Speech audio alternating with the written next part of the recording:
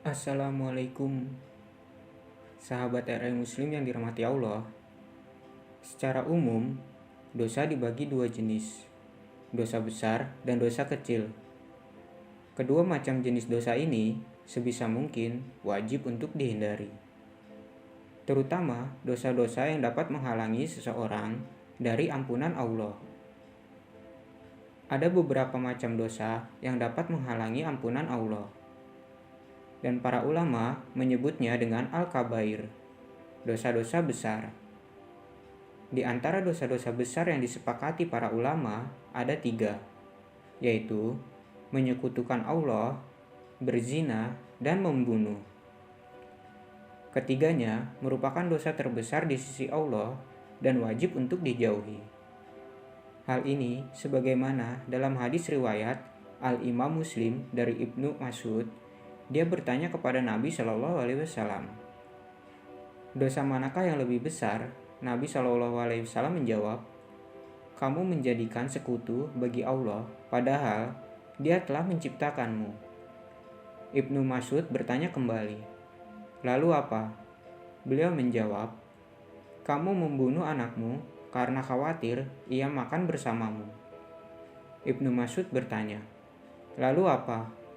Beliau menjawab, kamu berzina dengan istri tetanggamu. Kemudian Allah menurunkan surat Al-Furqan ayat 68 sebagai pembenaran terhadap jawaban Nabi SAW tersebut. Dan orang-orang yang tidak menyembah Tuhan yang lain beserta Allah dan tidak membunuh jiwa yang diharamkan Allah, membunuhnya kecuali dengan alasan yang benar, dan tidak berzina.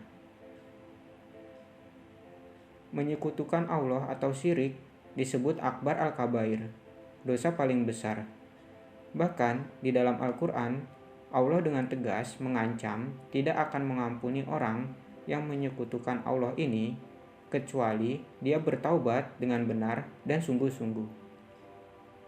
Dalam surat An-Nisa ayat 48, Allah berfirman, sesungguhnya Allah tidak akan mengampuni dosa syirik, dan Dia mengampuni segala dosa yang selain dari syirik itu bagi siapa yang dikehendakinya.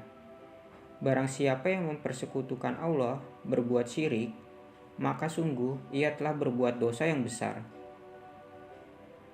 Berzina, apalagi dengan istri tetangga, termasuk al-kabair, dosa besar yang dapat menghalangi ampunan Allah. Semestinya, dalam bertetangga harus saling menghormati satu sama lain dan saling menjaga kehormatan masing-masing. Keimanan seseorang kepada Allah akan dinilai sempurna dengan menghormati tetangga.